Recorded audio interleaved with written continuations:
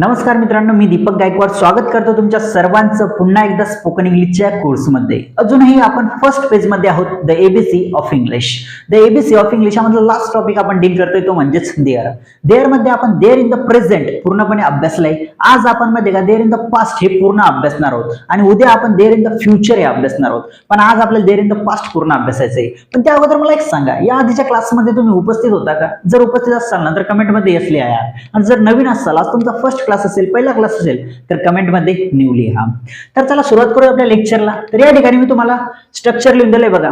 There plus was were plus noun pronoun plus V4 हे structure आहे. याच्यावर आपण दोन्ही पद्धतीचे सेंटेन्स बघणार आहोत. एक साधे सेंटेन्स आणि V4 चे सेंटेन्स, हे दोन्ही सेंटेन्स या ठिकाणी आपण अभ्यासणार आहोत. ज्याप्रमाणे there in the present, there in the present मध्ये काय आहे आणि काय नाही हे अभ्यासलं ना आपण, तसंच आपण देअर इन द पास्ट मध्ये काय होतं आणि काय नव्हतं हे आपण या ठिकाणी अभ्यासणार आहोत. तर बघा, फॉर एक्झाम्पल बघूया यावर आपण. तर पहिले एक्झाम्पल आपल्याला असं म्हणायचं किंवा तुम्हाला म्हणायचं, तुम्हाला काय म्हणायचं म्हणजे एक मुलगा होता. तुम्हाला काय म्हणायचं, एक मुलगा होता. तर तुम्ही कसं म्हणणार, there was a boy.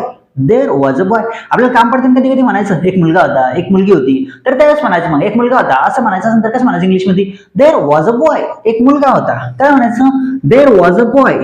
There was a boy, एक मुलगा होता, अशा पद्धतीने. आता तुम्हाला म्हणजे एक समस्या होती, एक समस्या होती. There was a problem. There was a problem, एक समस्या होती. काय म्हणायचं त्या ठिकाणी, there was a problem. There was a problem. There was a problem, एक समस्या होती, अशा पद्धतीने. आता बघा, देअर इन द प्रेझेंट मध्ये आपण कसं म्हणतो, बाहेर कोणीतरी झोपलेलं आहे.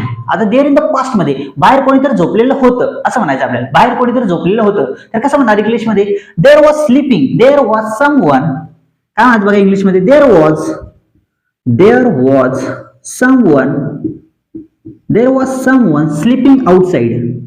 स्लीपिंग आउटसाइड, बाहेर कोणीतरी झोपलेलं होतं. याचा अर्थ काय होतो, बाहेर कोणीतरी झोपलेलं होतं. There was someone sleeping outside, अशा पद्धतीने. आता परत तुम्हाला असं म्हणायचंय, तुम्हाला असं म्हणायचं दारात कोणीतरी उभं होतं. दारात कोणीतरी उभे होतं. दारात कोणीतरी उभं होतं किंवा होते. दारात कोणतरी उभे होते तर कसं म्हणणार तुम्ही इंग्लिशमध्ये, तुम्हाला म्हणायचंय घरच्यांना, तर म्हणायचं त्या ठिकाणी, there was someone standing at the door. दारात कोणतरी उभं होतं. There was someone.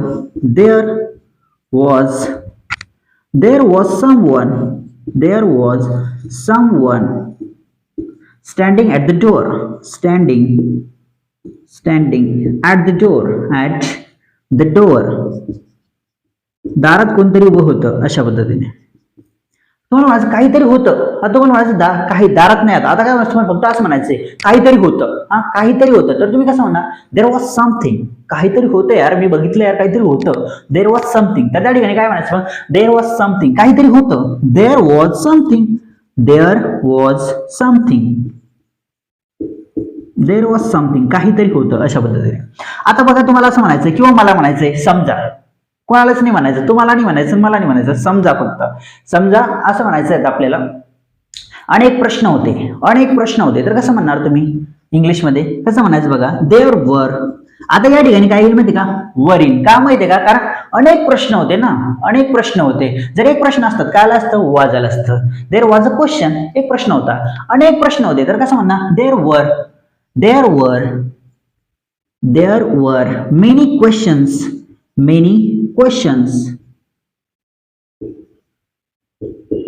अनेक प्रश्न होते. There were many questions.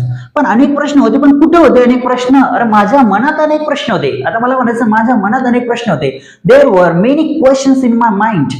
माझ्या मनात अनेक प्रश्न होते. तर इंग्लिशमध्ये कसं म्हणायचं, there were many questions in my mind. There were many questions. There were many questions in my mind. माझ्या मनात अनेक प्रश्न होते. माझ्या कॉलेजमध्ये अनेक मुली होत्या. आणि त्या सुंदर होत्या, असं म्हणायचं मला. माझ्या कॉलेजमध्ये अनेक मुली होत्या तर कसं म्हणणार इंग्लिशमध्ये, there were many girls in my college. माझ्या कॉलेजमध्ये अनेक मुली होत्या आणि त्या सुंदर होत्या. That very beautiful. तर आता सुंदर होत्या, त्या सुंदर होत्या, तर कसं म्हणणार इंग्लिशमध्ये? देअर वर दॅट व्हेरी ब्युटिफुल, त्या खूप सुंदर होत्या, अशा पद्धतीने. तिने लिहित मी तर पण सांगितलं तुम्हाला.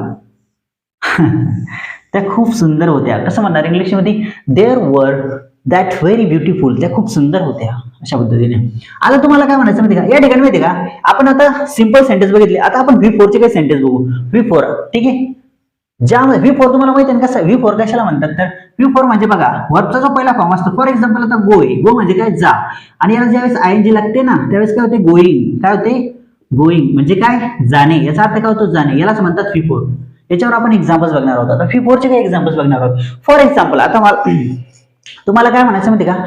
बाहेर कोणीतरी तुमची वाट पाहत होतं, बाहेर कोणीतरी तुमची वाट पाहत होते, तर कसं म्हणणार तुम्ही इंग्लिशमध्ये? तर बघा कसं म्हणायचं? There was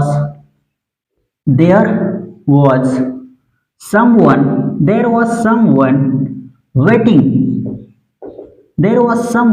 waiting for you outside. बाहेर कोणीतरी तुमची वाट पाहत होतं, अशा पद्धतीने. आता तुम्हाला काय म्हणायचं माहिती का? V4 एक्झाम्पल्स बघतोय आपण. तर आता परत तुम्हाला काय म्हणायचं माहिती का? तुम्हाला असं म्हणायचंय की ऑफिसमध्ये कोणीतरी तुमच्याविषयी विचारत होतं. ऑफिसमध्ये कोणीतरी तुमच्याविषयी विचारत होतं, तर काय म्हणायचं बघा ते इंग्लिशमध्ये? देअर वॉज समवन आस्किंग, विचारणे म्हणजे काय? Asking. There was someone asking about you in the ऑफिसमध्ये तुमच्याविषयी कोणतरी विचारत होतं, अशा पद्धतीने. आता आपण एक्झाम्पल्स कोणते बघणार आहोत माहिती आहे तुम्हाला? 2+V1 च्या आपण एक्झाम्पल्स बघणार आहोत, ठीक आहे. काही इकडे बघू, काही इथे बघू आपण, ठीक आहे. आता जर स्ट्रक्चर तुम्हाला लिहून न देता मी काय करतो माहितीये का? हे जे स्ट्रक्चर आहे यामध्ये थोडेफार चेंजेस करतो. बघा 2+V1 चे आपल्याला ज्यावेळेस सेंटेन्स बनवायचे असते ना, स्ट्रक्चर तर हेच असते. There plus was were plus noun pronoun. आणि आता काय होते म्हणजे प्लस 2+V1 झालं स्ट्रक्चर मध्ये जास्त काही चेंजेस नाहीये. काय चेंजेस केलं फक्त आपण या ठिकाणी? बाकी तेच आहे. There plus was were plus noun plus noun pronoun plus 2+V1 एवढं चेंज केलं आपण. V4 च्या ऐवजी काय घेतलं आपण? 2+V1 एवढंच आपल्याला चेंज करायचं आहे. याच्यावर आपण फॉर एक्झाम्पल्स बघू.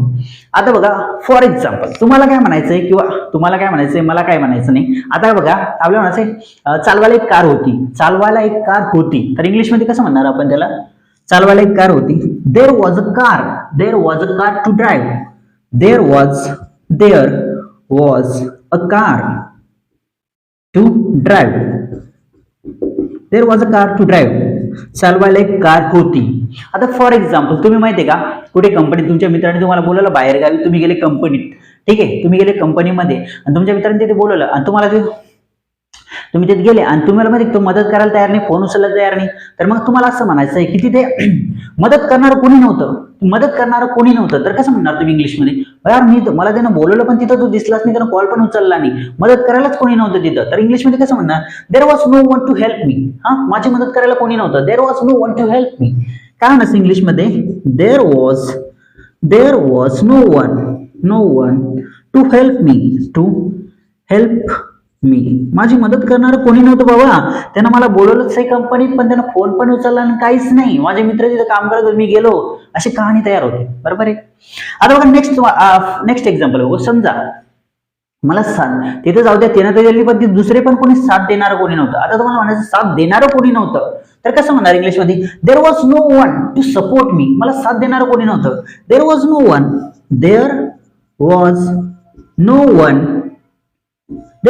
One to support me. There was no one to support me. मला मदत करणारं कोणी नव्हतं. सपोर्ट म्हणजे साथ देणारं कोणी नव्हतं. There was no one to support me. अरे माझ्या भावना समजून घेणारं कोणी नव्हतं. असं म्हणायचंय तुम्हाला. माझ्या भावना समजून घेणारं कोणी नव्हतं. तर कसं म्हणणार इंग्लिशमध्ये? There was no one to understand my feeling. Understand my feelings.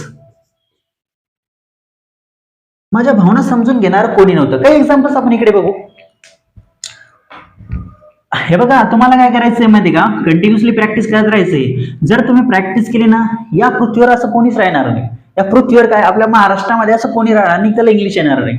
पण त्यानं मी जसं सांगितलंय तसं जर फॉलो केलं तर हा मला मला असं माझं असं म्हणणं नाही की तुम्हाला टीचर माना, एक शिक्षक माना, एक गुरु माना, असं काहीच म्हणणं नाही माझं. पण तुम्ही ना काय करा माहितीये का, तुम्ही फक्त आहे ना जसं मी सांगतो तशी प्रॅक्टिस करा. आणि मग जर तुम्हाला इंग्लिश नाही बोलता आली तर त्याची जिम्मेदारी माझी. मग तुम्ही मला शिवाय द्या कमेंटमध्ये, काय करायचं ती करा. पण माहितीये का, तुम्ही प्रॅक्टिस करा, नक्कीच तुम्ही इंग्लिश शिकणार. तुम्हाला रागवायचं तर रागवा माझ्यावर, पण मी सांगतो तुम्हाला ना तसं प्रॅक्टिस करा, नक्कीच इंग्लिश शिकणार, यामध्ये कोणतीही शंका नाही. तर बघा 2-4 एक्झाम्पल्स बघू आपण. आणि याच्यानंतरची क्लास कोणती राहणार आहे तुम्हाला आपली, याच्यानंतरची देअर इन द फ्युचर बघणार आहोत आपण. There in the future last class राहील ती आपली द एबीसी ऑफ इंग्लिश मधली. तर बघा आज तुम्हाला असं म्हणायचंय, पैसे देणारं कोणी नव्हतं. हा तिथं गेलो तर सही मी, पण तिथं पैसे देणार, माझ्याकडे पैसे पण नव्हते, पैसे संपले होते, तर पैसे देणारं कोणी नव्हतं. तर कसं म्हणणार इंग्लिश मध्ये, there was no one to give me money. There was no one to give me money. मला पैसे देणारं कोणी नव्हतं. There was no one to give me money. Give me money. मला पैसे देणारं कोणी नव्हतं बाबा. अरे पैसे देणार कोण नव्हतं, पण चांगलं सांगणार पण कोण नव्हतं, चांगलं मार्गदर्शन करायला कोण नव्हतं की तू असं असं जाय. मला जायचे प्रॉब्लेम होते, घराकडे जाण्याचे, ते सांगायला तयार नव्हते. तर मग कसं होणार, मला मार्गदर्शन करणार कोणी नव्हतं. There was no one to guide me. हा मला मार्गदर्शन करणार कोणी नव्हतं. There was no one to guide me. There was no one to guide me. मला गाईड करणार कोणी नव्हतं. आता फॉर एक्झाम्पल तुम्हाला असं म्हणायचंय, माझी मदत करणार कोण नव्हतं. There was no one to help me. There was no one to help me. माझी मदत करणार कोण नव्हतं. There was no one. किंवा असं म्हणायचंय की मला ऐकायला कोण नव्हतं. माझं ऐकायला कोणी नव्हतं तिथं. माझं ऐकायला, मी सांगायला तयार होतो मला इथे जायचं असं, पण ऐकायलाच कोणी तयार नव्हतं. तर कसं म्हणणार इंग्लिशमध्ये, there was no one to listen to me. मला ऐकायला कोणी नव्हतं. There was no one to listen to me. मला ऐकायला कोणी नव्हतं. मी इथंच लिहितो, ठीक आहे. मी म्हणजे मी नाही, मी, ठीक आहे. लिसन टू मी. आता काय करायचं म्हणजे की तुम्हाला हे सर्व सेंटेन्स लिहून घ्यायचे आणि प्रत्येक सेंटेन्सला 4 फॉर्म मध्ये करायचे, positive, negative, question, negative and question. तर चला व्हिडिओ पाहत राहा, शिकत राहा, निश्चितच तुम्ही स्पोकन इंग्लिश शिकणार आहात, यामध्ये कोणतीही शंका नाही. Thank you so much for watching this video. See you in the next class. Bye, take care, काळजी घ्या.